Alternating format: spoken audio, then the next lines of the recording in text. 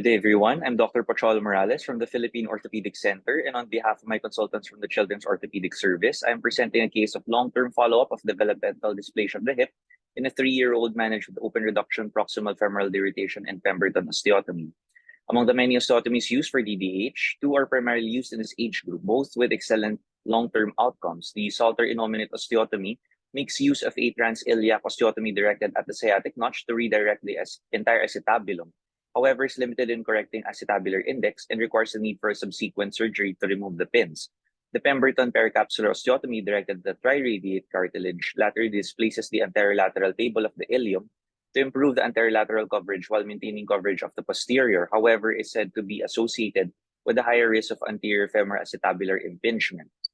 Comparative study between Salter and Pemberton osteotomies was done in 2021 by Bati et al. Involving 82 hips with age ranging 2 to 8 years, randomly assigned into both groups, followed up over at least 3 years, and they found that although Pemberton osteotomy had a higher rate of acetabular impingement at 12% versus none in Salter, Pemberton was more effective in correcting the acetabular index with a mean change of 19.9 degrees versus 18.2 degrees in Salter.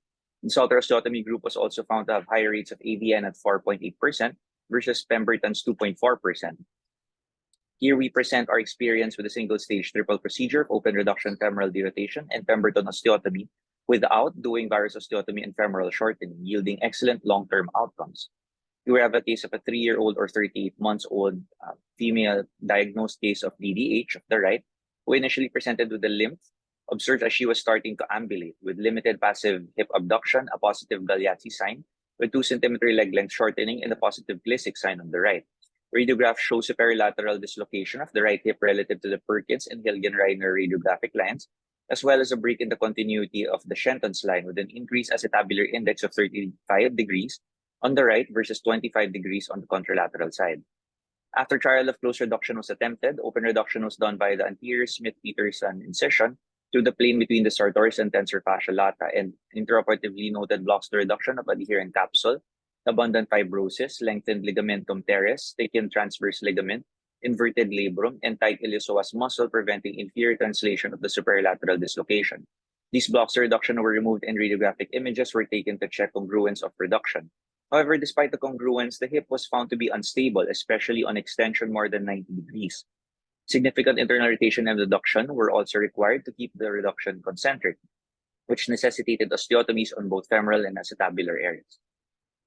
A posterolateral approach was done for the proximal femur between the plane of the vastus lateralis and intermuscular septum, exposing the proximal femur. Derotation osteotomy was done by first placing 2 0.054 pins transversely proximal and distal to the line of femoral osteotomy underneath the lesser trochanter. And these pins were used as guides in correcting the limb's internal rotation, prior to fixation using a 5-hole mini DCP with 4 cortical and 1 proximal cancellous screws. No shortening was done in this case. The anterior hip incision was then extended proximally, and the abductor musculature was separated from the ilium and hip capsule back to the sciatic notch. And an adult-sized blunt Hohmann retractor was inserted into the notch. The head of the rectus femur muscle was reflected from the hip capsule and detached its direct branch. The outer half of the iliac crest was harvested for bone graft. A curvilinear bone cut was made just above the AIIS, deepened to reach the far cortex of the iliac bone, just above the iliopubic and ilioischial limbs of the triradiate cartilage. The osteotome was pulled downward, as we can see in these photos, to open the osteotomy site and maintained using a laminar spreader prior to application of a wedge-shaped iliac crest bone graft, which was compressed into filling the defect. After the osteotomy was done, satisfactory femoral head coverage was appreciated clinically through adequate passive range of motion and radiographically through C-arm images. Improved acetabular index was also appreciated. Postoperatively, the patient was placed in a 1.5 spica cast with hip in 40 degrees flexion and 60 degrees abduction.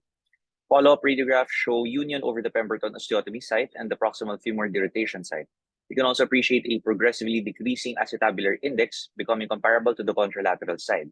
The hip spica cast was maintained for 3 months and converted to an abduction brace with the same hip position as previously described. Imaging at 2 years and 3 years post-op showed that the acetabular inclination on both sides are the same and within normal range. Radiographically, the Shenton line is intact. The acetabular index improved from 35 degrees on the right preoperatively to 16 degrees postoperatively, which was subsequently similar to the contralateral. Here we see the patient at 3 years post-op, now with a smooth, concentric, and coordinated gait.